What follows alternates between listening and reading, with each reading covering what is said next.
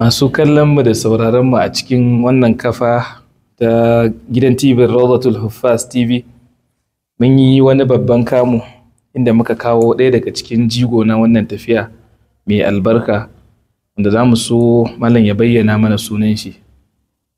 نعم أعوذ بالله السميع العليم من الشيطان الرجيم بسم الله الرحمن الرحيم والصلاة والسلام على رسول الله أما بعد السلام عليكم ورحمة الله وبركاته masu kallon mu wannan da kuke gani yana zaune a gabanku ɗalibi ne a takaice dai sunana Aminu Muhammad Nasir Naduni. Masha Allah. To masu kallo za su so su ji ɗan takaitaccen tarihin akaramakallahu. A takaice tarihi na an haife ni a garin Jos a cikin Angorogo. An haife ni 25 ga watan 10 1981, wanda a turance za mu ce 25 October 1981. Kuma sunan mahaifina shine Muhammad Nasir Naduni, mahaifiyata kuma ita ce Fatima. Shi mahaifina yana nan a raye amma mahaifiyata ta rasu. Sannan kuma na taso na fara karatu a LGED lokacin tana LGED Angorogo, wanda yanzu an fi saninta da LGEA.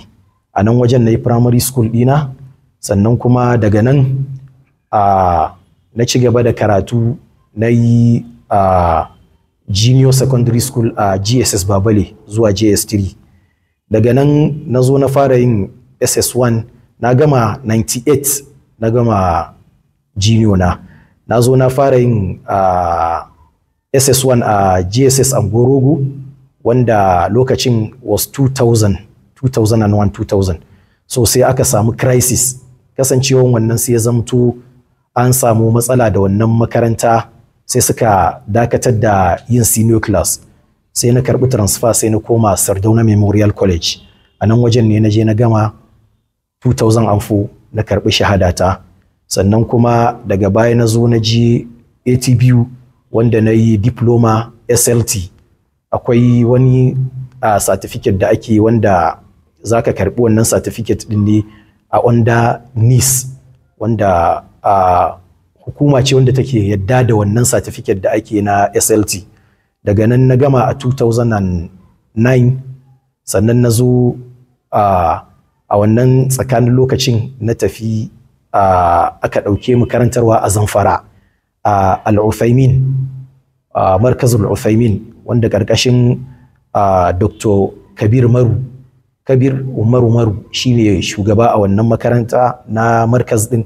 Sannan gefen tahfiz kuma gwani Dr. Awal Khamis shine shugabanmu a wannan waje. Mun karantar na kimanin shekara 2 zuwa 3. A cikin ɗalibai akwai wanda muke tare da su, albarkacin Qur'ani da gudunmawa da ya kasance ana bayarwa, sai mahaifinsu ɗaya daga ciki sai ya sha'awan cewa ya nema mana aiki. Mu 3 ne, akwai ni Aminu Muhammad Nasir Naduni, akwai Awal Lawalli, akwai Malam Jamilu. Mu 3 nan duka ya nema mana aiki. Su suka fito a inspector, ni na fito a assistant inspector saboda ni diploma ne da ni, su kuma suna da NCE.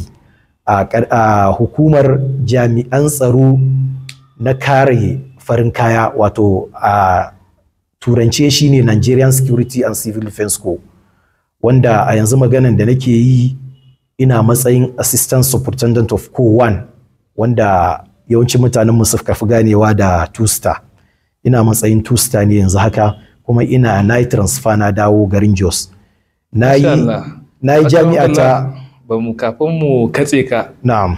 Mun ji dan takaitaccen tarihinka, wanda mun ji gwagwarmaya da kai, sannan gashi ka samu tarbiyya ta boko ga kuma tarbiyya ta addini, wanda daga ciki ka yi bayani cewa aikin da kuka je kuka yi kusan aiki ne da ya shafi harkar addini. To masu kallo za su so kafin ma ya ci gaba ya dan labarta mana kaɗan gwagwarmayar da yi ta fagen tarbiyya da ya samu na karatun Alƙur'ani. Masha Allah. Na fara karatu gaskiya ba zan ci da girmana ba. Tun ina ƙarami lokacin mahaifiyata ita ce malamata ta farko wanda ita ta fara koya min karatun Ƙur'ani. Ana tafi muka zo akwai makarantar tahfiz ta 'yan kwaba lokacin tana da yalan kaya, nan ma muka shiga muka fara karatun Ƙur'ani. Daga baya kuma lokacin da aka zo aka samu ɗan saɓani tsakanin izala, a lokacin akwai izala A kamar yadda ake faɗa, akwai izala B. To a lokacin sai ya kasance akwai gwarzon malami, wato shine Allah ji kanshi Dr. Alhassan Sa'id, sai ya buɗe makaranta ta Ummul Qura, sai ya ƙara ɗauko gwarzon malami gwani Malam Shehu Suleiman, sai ya zamto shi ya ba wa riƙon wannan makaranta, ita ce Ummul Qura. Wannan ina maganan irin su 96 kenan.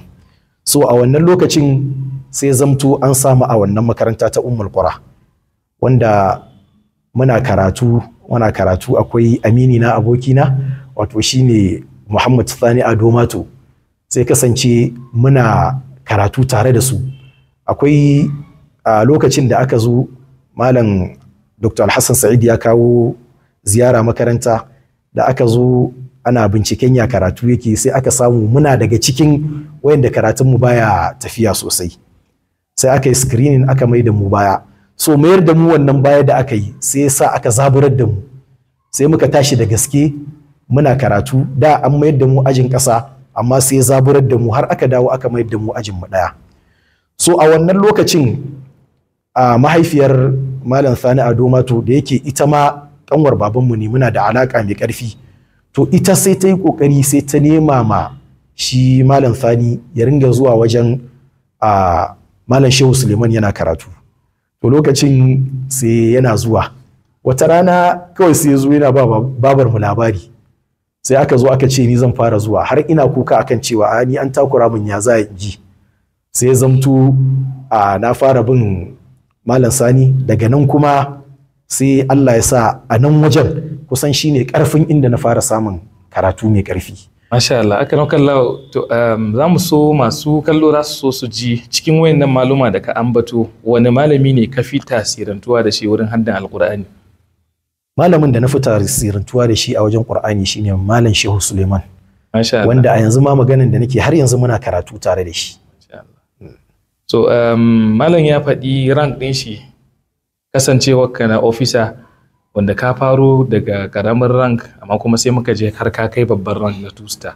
Masu kallo za su so su ɗan ji shin wani karatu ka samu, ko kuma wani irin promotion ne har ya jawo har ka kai ga ka samu wannan promotion ɗin? Eto na shiga aiki 2010. So dama ka'ida ta gwamnati shine cewa sai ka shekara 3 zaka samu promotion. So yanzu abin da ya kamata, inda a ce ana bin wannan ka'idar, yanzu ya kamata ina DSC ne, ina Deputy Superintendent of Co, wato 3 star kenan. So amma kasancewan ka san yadda kasar take da kuma yadda abubuwa suke, sai zamto an samu tseko a hanya. Wani lokaci zaka je rubuta exams sai a ce sunanka was omitted, ba sunanka a ciki, kuma ka kai ka rubuta exams din. So irin wannan obstacle din da na ringa samu kenan. Sannan daga baya na zo na ci gaba da karatu, wanda na karanta degree Islamic Studies a nan University of Jos, wanda na gama a 2019. Sannan kuma na daura na yi masters, wanda na gama masters din nan a 2024. Yanzu insha Allah muna kokarin ci gaba ne a gaya za a daura akan PhD insha Allah. Masha Allah, karama kallahu ka samu qualifications da yawa. Wasu shawarwari zaka ba masu tasowa, musamman wanda suke wannan fage na karatun boko da kuma karatun addini da karatun Qur'ani gaba ɗaya? Shawara da zan bayar shine duk abin da ka ɗauka kar ka ɗauke shi da wasa, ka riƙe shi da gaske, kuma kar ka yadda ka ce ka tsaya a gefe ɗaya, saboda yanzu duniya ta canja. Dole ya zamto kamar yadda wani malaminmu Malam Uthman Kumu yake faɗa, ka zamto kamar as-sayfu dhuhaddain, wadda takobi ne mai kaifi biyu. In an taɓa ka anan a ji ka kai sara, in an taɓa ka ta nan gefen a ji ka kai sara. Kar ya zamto mutum ya ta'allaka da boko kaɗai, ko kuma ka ta'allaka da haddan Qur'ani a Arabic kawai ba tare da kana gogar da kanka akan zamani ba. Wannan a takaice shawarar da nake bayarwa kenan. To akramakallahu, za mu so mu san matsayinka a wannan tafiya ta Rawdatul Huffaz. Na'am, matsayina a cikin wannan kungiya ta mu ta Rawdatul Huffaz, wato ni ne auditor general na wannan kungiya gaba daya. Masha Allah. So ban san ko kana da wasu fata da kake ma wannan tafiya ta Rawdatul Huffaz, sannan kuma da wasu irin programs kake tunani masu kallo za su so su saurara wanda kake tunani Rawdatul Huffaz za ta dinga kawo musu. Na'am, lallai ina mana fatan alkhairi, saboda idan Rawdatul Huffaz ta ci gaba lallai mun ci gaba, kuma idan ya zamto Allah ya daga mana ita, to wannan tana ɗaya daga cikin sadaqatul jariya wanda muke fata ko da ba mu da rai insha Allah zai ringa kai mana, Allah zai ringa ba mu lada har cikin kabarinmu, kuma 'ya'yanmu za su mora, jikokinmu da 'yan uwa musulmai gaba ɗaya.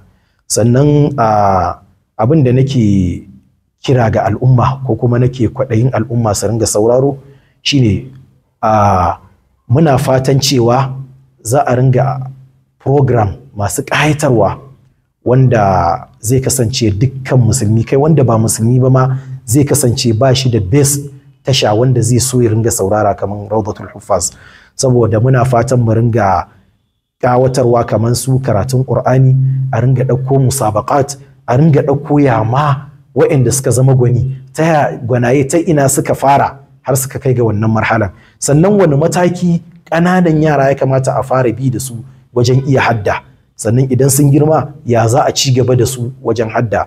Sannan wani abu da muke so mu ƙara fitarwa wanda yake ba wa yara da yawa, musamman wanda suke karatun boko, zaka ga yaro yana cikin haddan Qur'ani sai a ce da ya je boko sai ta samu matsala. So muna so mu fitar da wani lokaci na musamman wanda yana karatun shi amma bai tsayar mai da karatun Qur'anin shi ba, yadda zai ci gaba ba tare da tsaiko ba. Sannan muna fatan akan maganan ulumul Qur'an, kamar irin su tafsir, kamar irin su ya mu'jizat na Qur'ani, ya irin kalmomi wanda suka zo iri ɗaya a cikin Qur'ani, ya za a yi ka iriya gano su kana bambance su a duk lokacin da kake karatu. Sannan daga ƙarshe ina kira ga masu hannu da shuni, wannan aiki da muka ɗauko mun tabbata Allah zai mana, so muna kira ga masu hannu da shuni su zo su tallafa mu wannan tasha ta tashi. Idan ta tashi wallahi kai ma ka shiga cikin waɗanda kake da wannan sadaqatul jariya, kuma wanda ba zai yanke ba. Muna kiransa su zo su sa hannu a cikin wannan tasha saboda su ribantu da dukiyar da Allah ya ba su, su ribautu, ya zamto zai zamto lada ne wanda za a bujiro musu da shi ranar tashin kiyama, kuma su ji daɗin wannan lada.